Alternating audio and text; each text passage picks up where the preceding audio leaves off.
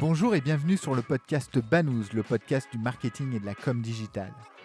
Banous est un podcast sans sponsoring qui ne repose que sur l'intérêt que l'on porte à nos invités. Seul ou à plusieurs, nous essayons d'approfondir avec un invité un sujet digital de manière pratique et totalement agnostique. N'oubliez pas, votre aide nous est précieuse. En likant, en partageant, en mettant 5 étoiles sur iTunes, vous nous aidez à développer ce side project. Bonne écoute. Bonjour Khadija. Bonjour Laurent. Merci pour ta participation à ce podcast Banous. Avant de commencer cette émission, je voulais faire une petite annonce par rapport à un nouveau projet que nous lançons. Alors, il s'agit de Banous Entraide. Banous Entraide, c'est tout simplement la création d'un listing pour mettre en valeur les profils tech qui recherchent un job ou un stage. Alors, pour en savoir plus, je vous invite à visiter le site Banous sur la page Entraide, banous.com/entraide. Alors Khadija, pour entrer dans le vif du sujet et répondre à la problématique de l'épisode qui est comment optimiser ses campagnes d'emailing, est-ce que tu peux nous donner les métriques à surveiller lorsqu'on lance une campagne CRM avec ce channel ? Alors, sur le CRM, donc juste petite précision, on parle de CRM marketing et en fait aujourd'hui ce qu'on challenge, c'est beaucoup de choses, puisque il y a rien de, tout est dynamique, tout est volatile, tout bouge, donc on monitore un certain nombre de choses. En termes de KPI, on monitore dans un premier temps déjà la qualité de la donnée, notamment sur la partie opt-in. Donc, s'assurer que les contacts qui sont adressés sont RGPD compliant, s'assurer également que les contacts sont engagés. Donc, on pilote aussi un certain nombre de règles, notamment pour assainir la base lorsqu'il y a ce qu'on appelle NPAI ou bounce ou plainte, et faire en sorte que la base soit la plus clean possible avant chaque sollicitation. Donc ça, c'est le premier point et le point le plus critique dans une stratégie CRM marketing. Ensuite, on challenge également et surtout la délivrabilité.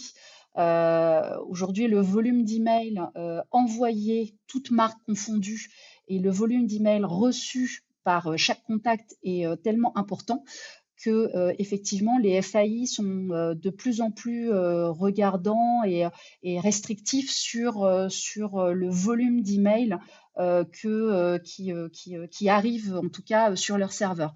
Donc effectivement, la délivrabilité, c'est pour beaucoup un grand fourre-tout, mais c'est un indicateur important à surveiller à la fois pour chaque envoi, mais également au global pour s'assurer que les performances soient toujours optimales, sachant que, en tout cas chez Yoox, les indicateurs sont plutôt à 99%, voire plus. Enfin, excuse-moi, je te coupe, mais est-ce que tu peux définir la délivrabilité, s'il te plaît ? Alors, la délivrabilité, il y a plusieurs niveaux de lecture. Le premier, c'est j'envoie par exemple 100 emails et je regarde combien d'emails sont pris en charge par les FAI, ce qu'on appelle les reçus.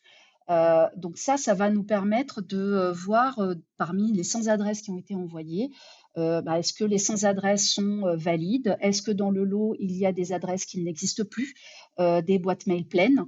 Donc, les adresses email qui n'existent plus, on appelle ça des hard bounce, donc des erreurs définitives, ce qui implique du coup de purger la base de données de ces contacts-là, puisque ça ne sert à rien de les adresser. Les adresses boîte mail pleines sont des soft bounce. Ce sont comme toi, moi, on peut avoir atteint la limite de capacité d'une boîte mail ou avoir mis un message d'absence, disons que on n'est pas disponible, donc on peut pas lire votre message. Donc pour ces soft bounce, on regarde quelle est la volumétrie, mais en général, c'est pas très critique puisque en fait on les réadresse par la suite. En tout cas, on refait une tentative pour s'assurer que l'adresse email est toujours valide. Et ensuite, au-delà de ces reçus, donc prise en charge par les FAI, on va également regarder un indicateur qui est le nombre d'emails qui ont été bloqués par les FAI. Donc bloqué, ça veut dire qu'une adresse email est valide, mais que le FAI considère que l'envoi n'est pas qualitatif. Parce que l'email, le HTML de l'email n'est pas propre, parce que le poids de l'email est trop lourd, trop d'images, pas assez de texte, enfin ne respecte pas les standards de l'email marketing. Et cet indicateur de blocage est très important puisque c'est ce qui va nous permettre d'analyser la réputation de la campagne, la réputation de la marque, en tout cas de l'expéditeur du message, et donc la réputation de l'adresse IP qui est associée au message, donc le côté vraiment plateforme d'envoi. Donc ça, ce sont les indicateurs principaux de délivrabilité, mais plutôt associés à la perception que les FAI ont de la campagne, en tout cas de la qualité de la campagne, mais d'un point de vue qualité d'adresse. Ensuite, Ensuite, dans la délivrabilité, il n'y a pas que ça. Et ça fait partie aussi des indicateurs que je listerai par la suite et qui sont dérivés des indicateurs principaux de délivrabilité. Alors, justement, est-ce que tu peux enchaîner sur les autres indicateurs? Alors, comme on a dit, on a la qualité de la base de données, on a les indicateurs de délivrabilité sur la qualité de l'envoi, et ensuite, on a également les indicateurs qu'on appelle les indicateurs classiques de performance de campagne, qui sont le taux d'ouverture, le taux de clic, le taux de réactivité, donc le nombre de personnes qui ont ouvert et cliqué le message, qui permet de voir s'il y a une cohérence entre l'objet de l'envoi et le contenu du message. Et on va également regarder deux autres indicateurs qui sont complémentaires à l'analyse de la délivrabilité. C'est le taux de désabonnement, c'est-à-dire le pourcentage de personnes ayant ouvert le mail, mais ayant rejeté, entre guillemets, le contenu, c'est-à-dire n'étant pas du tout intéressés par le contenu qu'ils ont vu. Donc ça, c'est important puisqu'on essaie, dans la mesure du possible, d'avoir un taux qui soit en dessous d'un certain seuil. On va dire qu'à 0,5%, on est dans une moyenne, on va dire, assez acceptable, sachant que les taux diffèrent entre les cibles prospects et les cibles clients. Mais bon, ça, c'est un point un point d'analyse, on va dire, très spécifique.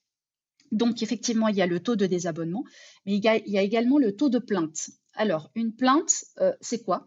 Quand on reçoit un email dans sa boîte mail et qu'on ouvre le message, au-dessus, on a un bouton, en fonction des FAI, qui est « Ceci est un spam ». Et quand un internaute clique sur ce bouton-là, le FAI envoie au serveur d'envoi cette information qui nous permet déjà de toper le contact a signalé que le contenu est un spam, qui du coup est considéré comme un désabonné au sein de la plateforme, mais qui va aussi être utilisé par le FAI pour déterminer si, on va dire, la marque, lors de ses envois, fait du spamming ou pas. Donc, il y a des seuils à ne pas dépasser, un certain nombre de plaintes à ne pas dépasser pour rester en dessous des radars des FAI. Donc voilà, j'ai essayé de lister l'ensemble des indicateurs qu'on suivait de façon assez macro dans le cadre d'une campagne, sachant que chaque indicateur entraîne des actions d'optimisation. Et c'est pour ça aussi qu'une stratégie CRM marketing, et notamment sur de l'email, c'est une science qui évolue en permanence et qu'il faut faire du test and learn et faire en sorte de pérenniser, ou en tout cas d'optimiser tous ces indicateurs-là. Alors, super intéressant. Est-ce que en quelques mots, tu peux nous donner 3 bonnes pratiques? Alors, déjà la première et la plus importante de toutes, c'est la qualité des données que l'on collecte, notamment sur la notion de prospect. Aujourd'hui, il existe, 1000 et une manières de recruter des prospects. On a, l'inscription newsletter, on a la création du compte, on a les jeux concours, et cetera, et cetera. Aujourd'hui, il est important de bien piloter sa stratégie et on va dire, mettre à jour ces stratégies d'acquisition en fonction des performances que l'on constate lors des campagnes. Exemple, je recrute, on va dire, 10 000 inscrits opt-in suite à un jeu concours. Il faut que derrière, dans les premières sollicitations, que le contact qui s'est inscrit puisse avoir un contenu engageant en lien avec la manière dont il a été recruté. Il n'y a rien de pire qu'un prospect qui s'inscrit à un jeu concours pour, par exemple, gagner un coffret de crème de soin ou un coffret beauté, et de recevoir derrière un email qui n'a rien à voir avec la thématique initiale qui a permis la collecte de son adresse. Et lorsqu'on envoie ce premier message, il faut regarder quel est le taux de délivrabilité, donc le taux de personnes qui ont bien reçu l'email versus le taux de personnes que l'on a envoyé. Et si le taux est en dessous d'un certain seuil, exemple, si je n'ai que 80% de personnes qui ont reçu mon email, bien là, il faut lancer une phase d'analyse et regarder qui sont ces contacts qui n'ont pas reçu l'email, quelles ont été les raisons pour lesquelles elles n'ont pas reçu l'email. Si parmi ces 20%, j'ai 15% d'adresses qui ne sont pas valides, alors il faut remonter la chaîne et voir comment sécuriser cette partie-là pour collecter plus d'adresses valides ou en tout cas filtrer en amont les adresses qui n'ont aucune valeur pour la marque. Ensuite, il faut regarder effectivement les taux d'ouverture. Les taux d'ouverture, on va dire qu'il faut les challenger. Je peux faire, par exemple, dans le cadre d'un premier message auprès de mes nouveaux prospects, de l'A/B test pour déterminer quel est le meilleur objet pour les faire ouvrir. Idem pour les créas, en tout cas les messages HTML. Essayer différentes approches pour maximiser le taux de clic, puisque toute stratégie de prospection a un objectif qui est de la conversion. Donc, c'est une stratégie qui est critique pour une entreprise et qui mérite qu'on y mette les moyens et qu'on y passe du temps. Donc, si j'avais un conseil à donner en priorité, c'est vraiment de mettre le poids du corps sur cette stratégie-là parce qu'elle engage beaucoup d'investissement et on attend un retour sur investissement assez rapide et assez efficace par la suite. Donc, premier conseil. Deuxième conseil en termes de KPI à challenger, en tout cas d'action à mettre en place pour challenger sa stratégie, c'est segmenter. Segmenter, parce qu'on n'adresse pas tout le monde de la même manière et il faut vraiment faire du très tactique pour maximiser les performances. Donc, un client cosmétique ne se comporte pas de la même manière qu'un client automobile. Un client machine à laver ne se comporte pas de la même manière qu'un client frigo, etc., etc. Donc, il faut impérativement segmenter par centre d'intérêt, par engagement. Prioriser les actifs des personnes qui ont ouvert dans les 3 mois, réengager des gens qui n'ont plus ouvert de mail, essayer de faire de la rétention sur des profils qui sont à 2 doigts de passer à la concurrence. Donc, c'est tout un ensemble de signaux qu'il faut détecter et qu'il faut mettre en action pour garder une base de données toujours active et maximiser les performances. Troisième conseil, les créas. Donc, les créas, c'est un peu le contenu que la marque veut pousser à ses contacts. Donc, aujourd'hui, toutes les marques essaient de faire à peu près la même chose. Donc, il faut toujours penser un coup d'avance et tester, même les créas, les objets avec les créas. Donc, aujourd'hui, une stratégie CRM marketing, une stratégie marketing de manière générale, c'est beaucoup d'investissements pour tester, innover, optimiser. Et c'est encore plus vrai aujourd'hui. Les clients sont de plus en plus demandeurs d'expériences personnalisées, d'expériences de bout en bout. Donc, il est très important d'être raccord entre ce qu'on imagine, ce qu'on met en place et les attentes. Et c'est vraiment le message que je veux faire passer aujourd'hui. C'est rien n'est acquis. Il faut toujours innover, séduire et capter. Ok, super. Alors pour résumer, c'est avoir une base propre, innover en permanence avec des nouveaux objets et avoir des créas en adéquation et les tester également. Est-ce que tu peux nous donner 2, 3 outils que tu utilises en ce moment? Alors, en termes d'outils, aujourd'hui, il y a pléthore d'outils, ça dépend toujours de la taille de l'entreprise, et de ses objectifs.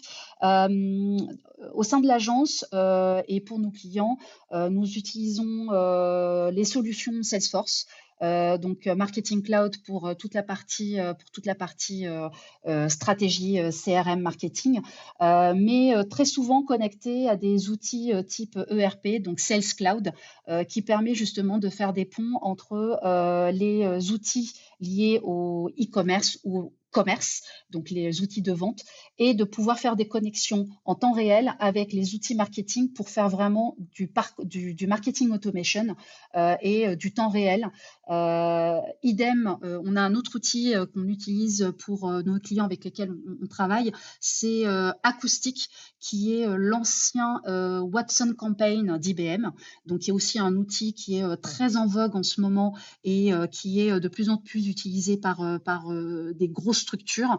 Et on utilise aussi d'autres outils comme Adobe, Splio. Donc, il y a énormément d'outils, mais l'objectif, c'est de vraiment s'équiper avec un outil qui permet à la fois de bien piloter ses données, mais également de mettre en place un certain nombre de parcours automatiques. Aujourd'hui, chaque action nécessite d'envoyer un message en temps réel, et de plus en plus, la relation qu'une marque a avec ses contacts se fait via des parcours automatiques, par exemple des parcours welcome, donc des parcours d'accueil. Je m'inscris à une newsletter, je reçois un email pour m'accueillir. J'ai fait un achat sur le site, je reçois un email pour me remercier de mon achat et me proposer des recommandations de produits. Donc c'est tout ça en fait qui est un peu aussi l'enjeu d'une stratégie CRM, c'est comment automatiser 80% de la relation que l'on a avec le client, avec ses contacts, pour être toujours présent après chaque action et proposer l'expérience la plus temps réel et la plus personnalisée possible pour maximiser les résultats, mais aussi fidéliser ses clients et éviter qu'ils aillent voir ailleurs parce qu'ils n'ont pas le bon contenu au bon moment. Pour terminer, Khadija, je voulais savoir, en lien avec notre projet Banous Entraide, est-ce que vous recherchez des stagiaires actuellement? Alors, dans le groupe, Nextedia et notamment dans la filiale, Yoox, qui est spécialisée en data marketing et programme relationnel, marketing, on est toujours en recherche de profils, pour répondre aux différents enjeux, digitaux et CRM, et pour faire, grandir, l'équipe et accompagner la croissance. Donc, aujourd'hui, il n'y a pas d'annonce à proprement dit, puisqu'on recherche plus des opportunités et voir si les attentes des éventuels candidats peuvent fitter avec celles de l'agence et avec l'histoire que l'agence souhaite mener.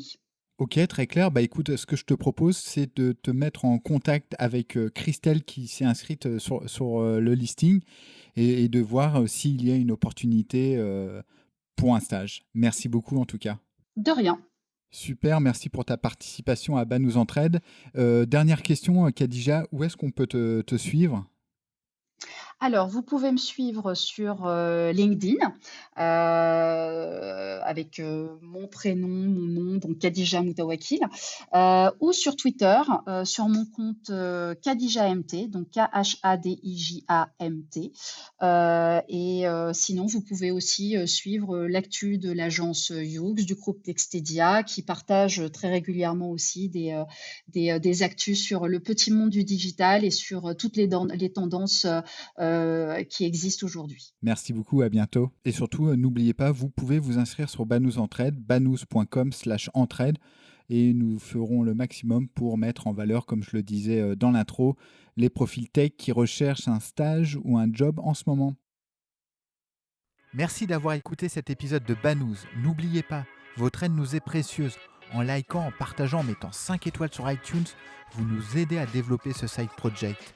Et retrouvez-nous sur le site banous.com, banous, B-A-2-N-O-U-Z-E.com. À bientôt.